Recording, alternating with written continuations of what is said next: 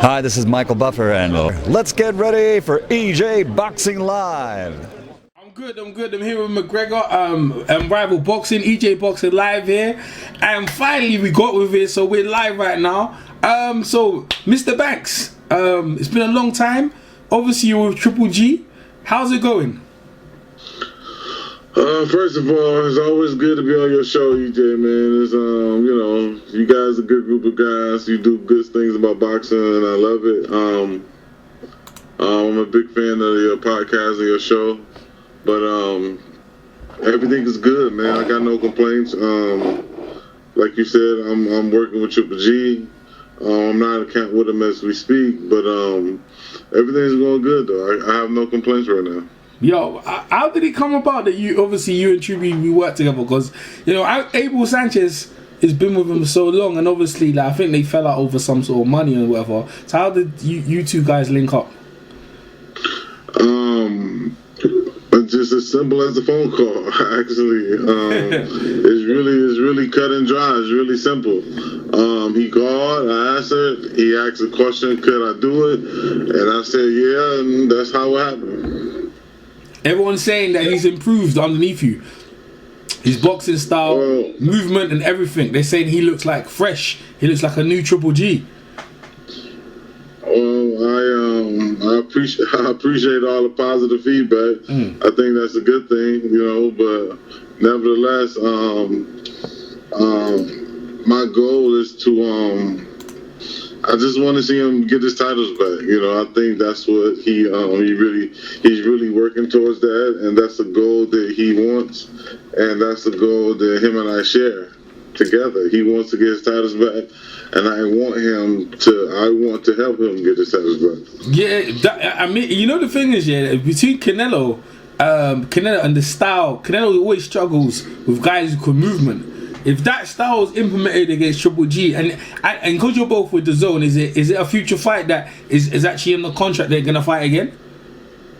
The third fight? Well, that's what Triple G is hoping for. Triple G is hoping that he gets Canelo ASAP. That's what he's hoping for, and that's the whole purpose of being with the Zone. That's the whole purpose of the Zone signing two of the biggest names in that division. And so they can get the marquee matchup. Okay, cool. I'm gonna introduce my tag team partner, Unrivaled Boxing. Unrivaled, unmute yourself and introduce yourself to Jonathan Banks. Hello, Jonathan Banks. My name's Mark, also known as Unrivaled. Pleasure to hear from you, mate. I hope you're doing well. Hey man, it's my pleasure to hear from you. I'm doing good, man. How are you? I'm pretty well. As EJ was asking you there, mate, about the whole situation with Triple G and coming to you and having left Abel, there's one thing that I've always wondered. What's it like taking a fighter who's so set in his ways and trying to get him to adapt to your regime and your camp and your tactics? Is it very simple with Triple G? He seems like the type of guy who's down to earth, in my opinion. Well, it's just, for me, it's almost to the point where how do you get someone who never been to school before to learn the alphabets? It's almost that scenario. You got a child in kindergarten that they've never been to school before, or preschool, whatever you do, primary school, whatever your first day of school you ever went to school. How do you get this person to learn? Now, each individual got a different learning curve, and however you break things down to this person is going to be how quickly or how slowly they understands it. And to me, from talking with Triple G, getting to know him, and being able to relate to him and what he wants, is all about the method of how do you teach. Some people learn faster than others. Some people, you got to break it down a little bit more so they can understand what you're saying. And that's the bottom line to me. Is all about how you present it to them is how they're going to take it. As long as I present it to him the way I see fit to present it to him, he takes it very well, and he's able to do it because he understands it. So that's the job for me, is to figure out, everybody, you could treat everybody right, but you can't treat everybody alike. So therefore, I can't teach him the same way I would teach someone else, because because they're two different people. Not good, not bad, just different. And it's all about how you go about doing it. And for me, the way I went about doing it, he understood it, he got it. So was it difficult? No. Was it challenging? Yes, it was challenging in a sense that there's something he wasn't doing. But it was a fun challenge because he was excited about it. Okay, let's get good. We'll cover Triple G. Hopefully that fight happens and everyone wishes you obviously huge success and you guys achieve your goals. Let's talk about Anthony Joshua, because obviously I know last time we talked, I didn't record it though, but you was Anthony Joshua been in communications, yeah, and a lot of people been saying that Anthony Joshua has changed code. Give us your take on what you think happened in the fight and what do you think he needs to improve on, or does he need a new coach? Has he talked to you anyway? My opinion, Anthony Joshua is a gold medalist. Let's not take that lightly, because you have to give a gold medalist the benefit of a doubt to say, you know what, let's just say he had an off night. You know what I'm saying? Because you have to give him credit for what he's done thus far. You know, what I don't like is when you got a good fighter that shows his heart, shows his dedication, and once he loses, then everybody say, this is what it was going to happen. This all it ever was. And I don't agree with that. I mean, I'm talking about fighters in general. I ain't talking about just him. I'm talking about fighters in general that show you the type of heart they have, the type of grit they have, and just because they come up short, then you say, listen, he ain't have it in the first place. Look at Ward and Gotti. Look at the wars they fought. Can anyone question either of them heart? You can't question none of their heart. Neither one of them. You can't question their heart. You can't question none of that. You know, look at Ron Lyle and George Foreman. You can't question neither guy's heart. You just can't do it, because look at the spectacle they put on in the ring. You know, look at what they have done previously. It's not about him being exposed. He just lost a fight. That's it. I don't look at it no more, no less. He lost the fight. Was he supposed to win? Yes. Should he have won? Yes. You know, but was everything set up for him to win? Looks like it, but he didn't. That's all it was. He just lost the fight. He took his eye off the ball for 1 second, and he thought he had the kid, but he didn't have him, and he paid the ultimate price for it. I still think he's a very talented heavyweight, and I still think I believe he's gonna get his titles back. And that's taking nothing away from Andy Ruiz. I give him all the credit for doing what he did. But on a level wise, skill level wise, I just think Anthony Joshua's a little bit better. But Andy Ruiz is no pushover, as the world see now. The world see Andy Ruiz ain't no pushover. He's a good fighter, and anything can happen in the heavyweight division. One shot can make your life or break your life. It just changes. Absolutely. McGregor, go ahead. Yeah, absolutely. That is the case, 100%. Now, a lot of people, they were talking about something that I found a bit interesting. Was before that fight with Ruiz happened, with AJ, he handed Andy Ruiz his belts. And to me, that didn't look like something I've ever seen AJ do before. He's never done it. What was your take on that? I mean, my take was nothing. It was almost to the point where, like, here, man, you might as well hold them now because you won't hold them again. that was that type of thing, you know. Or it was just, it could be just something more, even bigger to sell a fight. You never know what's in a fighter's mind, thinking they could sell the fight bigger than what it already is.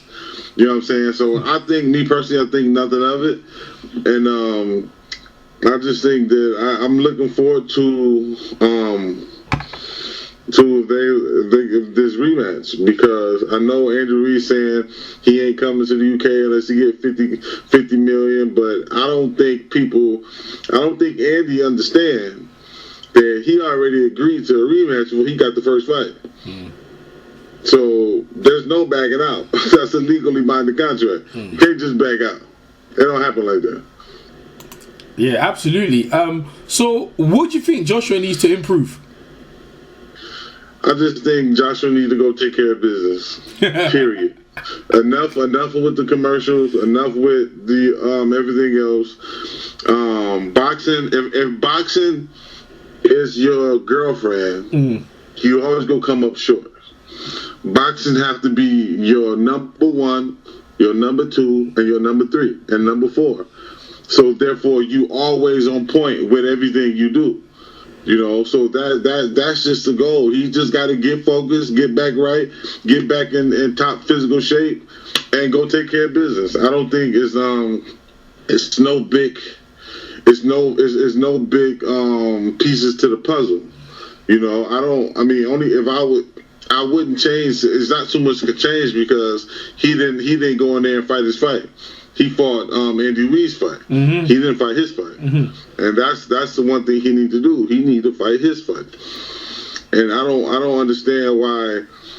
I guess the corner was telling him to stay in there, stay close to him, catch and shoot. I have no idea why they would tell the guy to do that against Andy Ruiz because he got short arms. You got one guy 6'6" with long reach. You got another guy. He's 6'2.5" at best? Yeah. With very short arms. Yeah. Why would you fight him close? I have no clue why the game plan we fight a guy like that close. Because clearly your best advantage is to distance yourself from him because he can't reach you no more once you distance yourself. As long as he can't reach you, I don't care if you throw 100 punches, he can't reach you. So it doesn't matter. You know, but once you get face to face and chest to chest with him, now he can reach you. Now them fast punches coming off, and you don't have time to brace for it. You don't have time to see.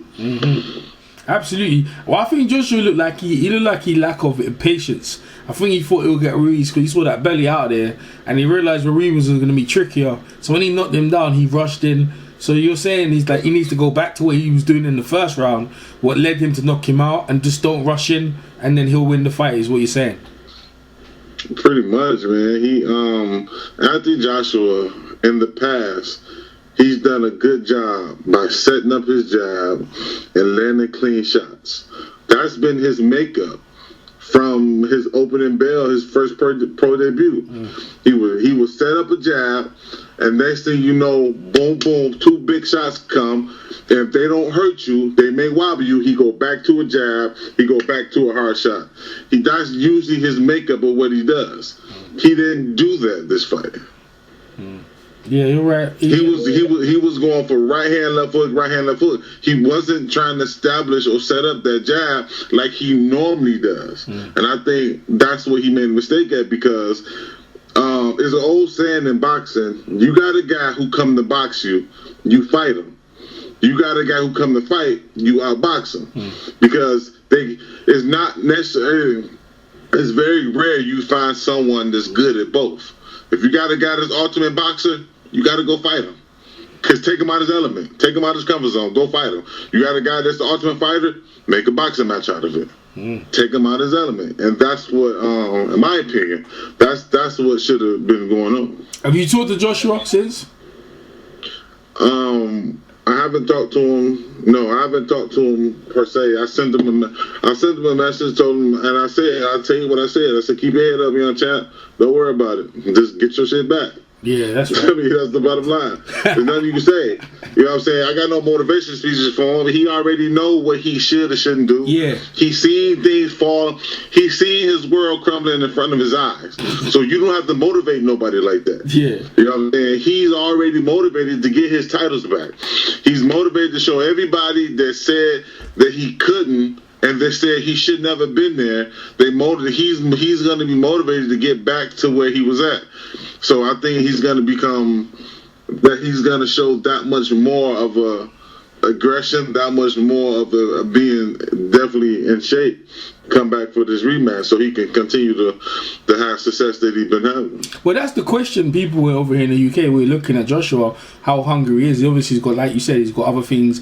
Got boxing as his girlfriend right now. He's treating it like that. And like in terms of, I know he did keep getting up, but do you really where his motivation? He been undisputed. Like Vladimir, he ain't like Vladimir. Vladimir is ultra competitive. Does Joshua have that, in your opinion, have that same makeup to say, well, this is gonna be my second chapter to dominate? Has he got that inside?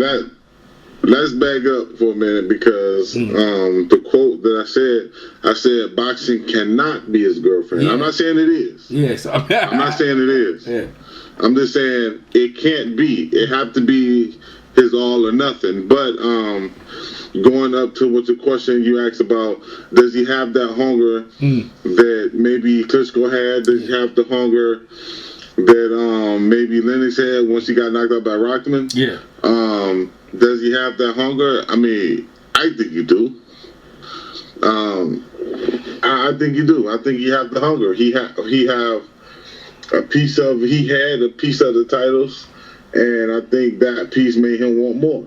I think he have the hunger, and there's nothing about him that says he don't, have the hunger. I think maybe, like I said, he had a bad night, and he paid the ultimate price for it. Oh. That's usually when most people have a bad day at work. They go home early, they sleep it off, they go right back. When you got fighters, prize fighters, heavyweight champions have a bad day at work, they lose everything, man. You know what I'm saying?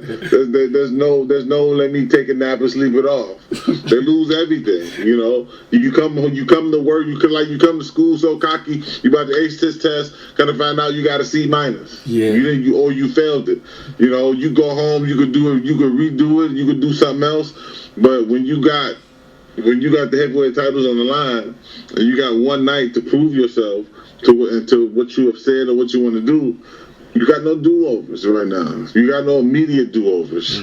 You got that one night to prove yourself. So I think, again, I take my hat off to Andy Ruiz for what he did, but I think Joshua, he will be refocused. I really think he will be, he would come back in a way where he can get his titles back. Okay. McGregor, you got a question for Jonathan? Yeah, absolutely. From what I've looked through the sport for quite a while now, and one thing that I've seen in the heavyweight division is that greatness normally starts after a loss.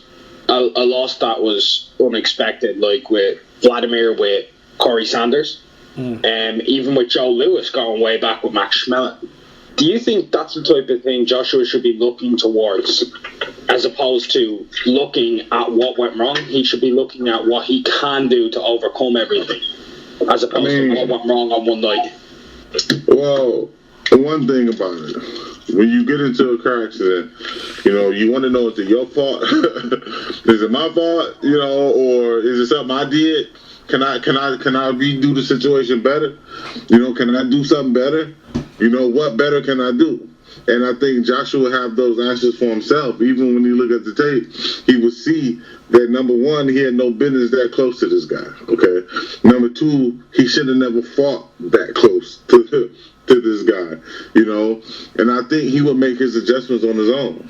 Even going back, listening to his corner was telling him to stay and get inside, get close. He's going to realize that, I don't need to get inside and get close. My arms is long enough to control this man from the outside, and possibly I knocked him down, and maybe I could go back and knock him out from the outside. I don't have to get on the inside just to land those shots. Absolutely. So we're gonna switch up now, and let's talk about obviously you got Cecilia Braekhus, undisputed welterweight champion, and you have Claressa Shields, the undisputed middleweight champion. What's going on? Is there any negotiations about that fight? Does Cecilia Braekhus want that fight? I haven't talked to Cecilia directly in quite some time about that fight. I remember her telling me that would be a possible fight for the future down the line. But for me personally, if she fight a girl like that, then it would have to be to the point where she need to fight in that division. She have never fought in that division before. Mm-hmm. So you fighting a 154 pounder that's really a 160 pounder. You know, and she come down. If Claressa come down and fight at 154, win the title, that's all well and good. I got nothing. I've never had nothing negative to say about Claressa Shields. I think she's awesome. She's a good fighter. But I think if Cecilia wants to fight in that weight class, she needs to fight a couple girls in that weight class before she just jumped to Claressa. Mm. Yeah, because you know, I don't, because at Cecilia's heaviest weight, she's like 150. Okay. You know, and that's not even in tip top shape. You know, yeah. She's 150, not even in tip top shape. So, she's gonna be the smaller person in the ring, no matter what. Yeah, because that's what people we talk. Even like Katie Taylor, but she's like a lightweight. You know, back in the days, people could go up, but like women in the women's division, like you said, they're walking around weight. They can't even put on that much weight. She's not. That a lot of people trying to keep comparing the two. Yeah. Comparing the two, women and men. And a lot of people, I understand we living in a world now that women got equal rights. A woman can do this, if a man can do this. I get all that. Believe me, I do. But you can't define the laws of physics. Mm-hmm. A man is physically just built different than women. A woman can't put on muscle as quickly as a man can. That's just the laws of physics. It just can't happen like that. So just like if you got guys to move up, like let's say a guy like Roy Jones. Roy Jones went from light heavyweight to heavyweight, put on the right type of muscle. He won the heavyweight championship of the world. Okay. You know how hard it would be for a female to do that? You know what I'm saying? It doesn't happen like that. Our bodies are different. And it's okay to be different. You know what I'm saying? I don't think it's a bad thing. I don't think it's a negative thing on the female, negative thing on the male. I think it's okay to be different. Right. I don't see nothing wrong with being different. But with them not putting on weight the same way, and mainly when them not being able to put on muscle the same way, it's going to make it difficult for that fight to happen. But like I said, in my opinion, if Cecilia starts fighting a couple girls at that weight to see how it feels to be moved around by a physically bigger person, a physically heavier person, then she would know, then she would, once she get used to that, because right now she's used to welterweights. And a welterweight and a 150, 47 pounder, 54 pounder, they are two different weights. These are like completely different. 100, yeah, because I think she was supposed to fight. They were talking about her and Hannah Gabriels at some point, but Claressa Shields already got there. Right, she was. That's what Cecilia asked me about Hannah Gabriel. Yeah, she did ask me about Hannah Gabriel. Yes. Yeah, I would have loved to see that fight. McGregor, you have a question? Yeah, I would love to see that fight too. I told her I think that would be a good fight for her to know where she's at in that division. Yeah, they're both pretty women to look at as well. They're not bad to look at. McGregor, McGregor, you have a question? Go ahead. I think I'm trying to think of the girl's name. I don't want to get her name wrong. Is it Savannah Marshall? I'm thinking of. Yeah, Savannah Marshall. Savannah Marshall. She's super middleweight. She's super middleweight though, but go ahead. Yeah, there's been a lot of people wondering about Savannah Marshall fighting Claressa. Has Claressa talked to you about that fight at all? I mean, I haven't. Last time I spoke to Claressa face to face when Triple G and I was at the Canelo fight. No, I'm sorry, to back up. When we was at the Anthony Joshua fight, I spoke to Claressa about that particular. I spoke to her then, but we didn't talk about anything like that. So no, we didn't speak about that. Hey, what was your reaction? You at ringside to see that happen? I mean, you've seen some knockouts now. I don't know. Would you in South Africa when they lost to Hassan Rahman? But no, I wasn't there for that for that one. But what's the biggest when I was talking to Triple G about it, and I told him, and I told him if Joshua go in one more time and get caught, you're really gonna hurt him. Watch. He said, "You go inside. Watch what happened." And as soon as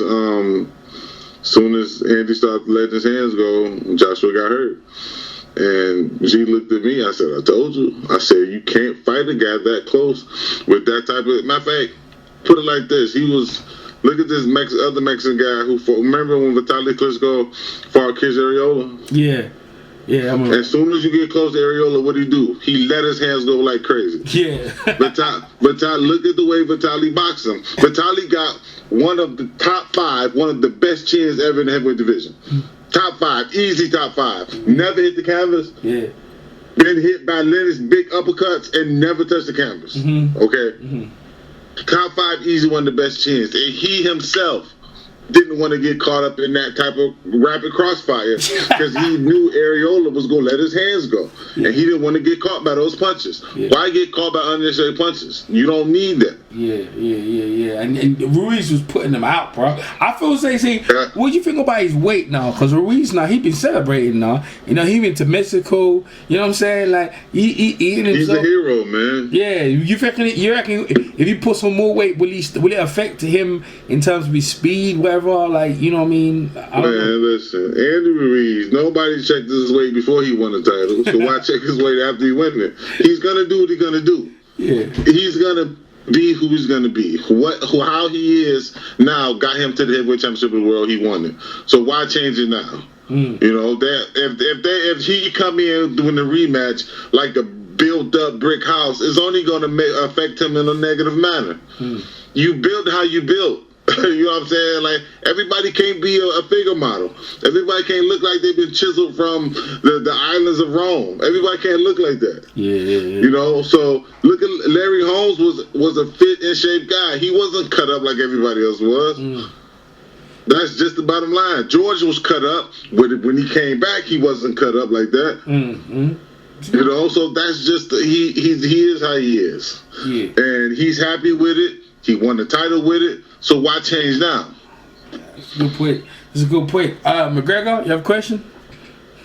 Yeah, one more thing on the Andy Ruiz thing. Recently he's come out and he said that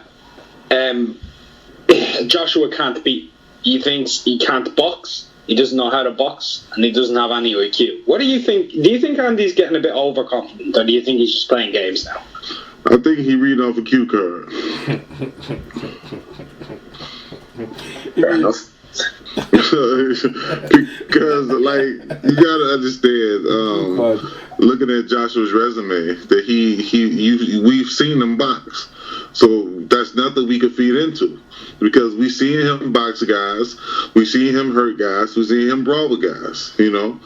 So, you know, that's what we seen, and I don't know if he's trying to send a message to Anthony Joshua saying he can't box to let him know that or what. I don't know, but I think that's I believe that's false. I believe Anthony Joshua can box, and if Anthony Joshua would have boxed him that night, then Anthony Joshua would have kept his titles, in my opinion.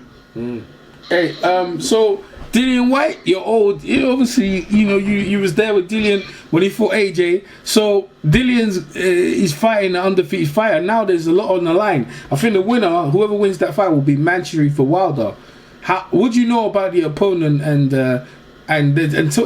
even though I talked to you, I didn't, you know, it's not out. What do you think of Dillian's progression since he's left you? Go ahead. I'm trying to figure out the guy. I forgot the guy name. Mark Tibbs or Oscar Rivas. Oscar Rivas. Right, Oscar Rivas. I think it's gonna be the tale of two chins. Whoever got the best, whoever could take the best shot. Because in my opinion, like, a lot of people underestimate the talent that Dillian has. Okay, I don't look at him as power. Dillian was developing some finesse. He was able to box, and the goal was for him to start outboxing his opponents because he got freakishly long arms. He got freakishly long arms, and he could be to the point where he can outbox a lot of guys, but he was so set on he wanted to fight, he wanted to bang and all that stuff. So that's what he likes to do. You see him in Chisora, that's what he wanted to do.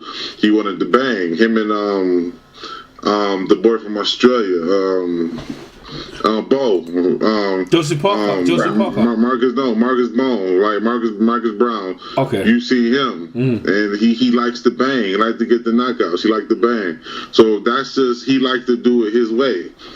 I don't have an issue with that because that's what he wants to do. But like I say, my opinion, I just think you give yourself a longevity of a career when you know how to move and box, set your opponent up, and not getting caught with all those type of crazy punches. But I think it's gonna be a tough fight for both guys. But it's just gonna be whoever. I can't say whoever catches the other one first. It's just that whoever kind of protects that chin a little better than the next. So I can't really. I mean, don't get me wrong. I wish Dylan all the success in the world, but I don't know enough about his opponent to really say the ins and outs of the situation. What could or couldn't happen. Go ahead, McGregor. Is there? No, I just completely echo those sentiments completely. Dillian, I'll be honest, I've seen Dillian fight in person 9 times now. I've noticed that his jab has gotten a lot more snap to it, and I noticed that I felt like you kind of laid out the blueprint on how to beat Joshua, if I'm being honest, by the way, because I've seen Andy Ruiz follow some of that when like Dillian would step back off of the shots. Andy Ruiz copied that, so Joshua couldn't set up off the 1-2. Dillian, for me, I think he'll beat Rivas. In all honesty, I think he's a level above him. And his jab, we've seen how good his jab was. He's definitely developed it over the last couple of years. The way he handled Parker, his jab was. He was beating Parker to the jab. Most people rated Parker one of the best jabbers in the division. I was just wondering, who do you think would cause Dillian the biggest problems right now out of all of the guys towards the top, like a Ruiz, a Joshua, a Wilder, or even a Tyson Fury? I think Tyson Fury caused anybody problems. I don't care who you are. I think Deontay Wilder caused anybody problems. I don't care who you are. And I think Joshua caused anybody problems, no matter who you are. He's going to cause problems, no matter what it looked like for Andy Ruiz. Andy Ruiz had to get about the canvas to do what he did, and I think Joshua goes to a different level when he feels his opponent's at a different level. And I think that's one of the things with Joshua. I really believe if you look at the way he fought Dillian Whyte, he took that fight as it was everything in the world title. The same look in his eyes he had with Dillian Whyte, the same look in his eyes he had with Vladimir, because he knew that everything that's gonna go wrong could go wrong in this particular fight. He knew that, so he had no room for error. But he didn't have that look in his eyes when he fought Ruiz.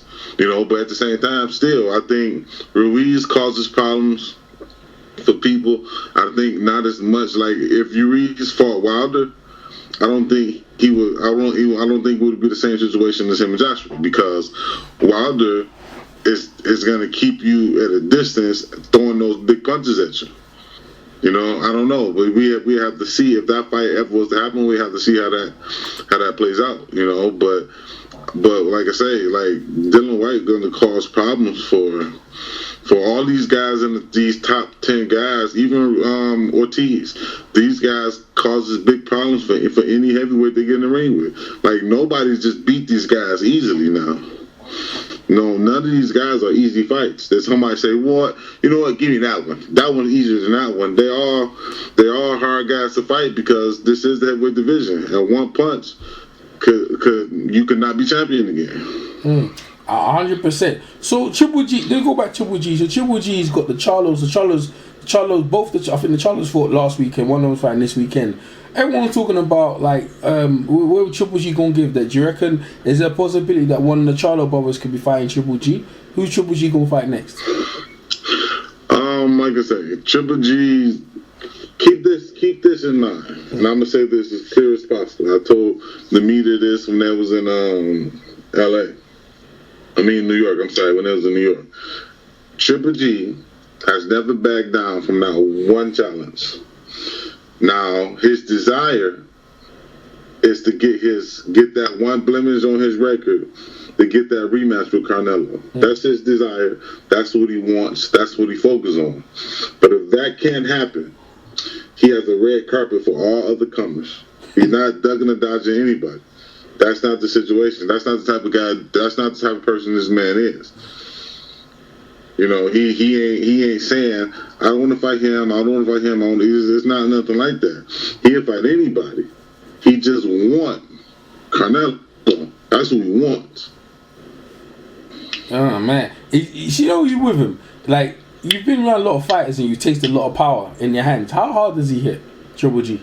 I mean, he's a big puncher, but you gotta understand, I come from years of holding pads for Vladimir Klitschko, so the middleweight power is not gonna cross over to heavyweight's power. Mm-hmm.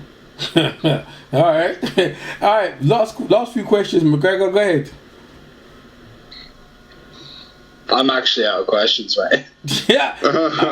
You're vexed out. Hey, Jonathan. McGregor all talked out. I did it. I won. I finally did it. You beat McGregor. Hey, Jonathan, what else you got going on though? You got other things going on? You got any other young fighters coming through? What you got? I have a gym out here in Detroit that I opened up. I'm there every day. I got an amateur boxing program I'm doing here. I got other young pros in the gym. It's on the east side of Detroit, on East 7 Mile, and man, it's like, so we got kids is coming every single day. Like 3 or 4 kids coming every single day, trying to be a part of this amateur boxing program. We got pros coming in.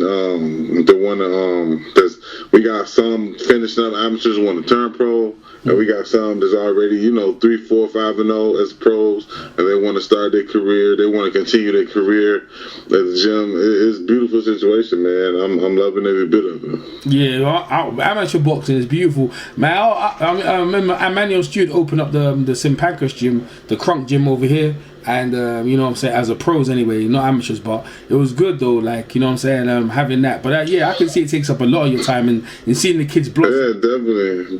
That's why when I contact you, I'm just getting done with everything, man. It's been a long day, but I love the amateurs. Emmanuel Stewart always loved the amateurs, and I also love the amateurs because that's where I come from. Yeah. And a lot of people don't realize how important amateur boxing is. Even if you don't want to turn pro and be a champion, it can direct you in different things in life.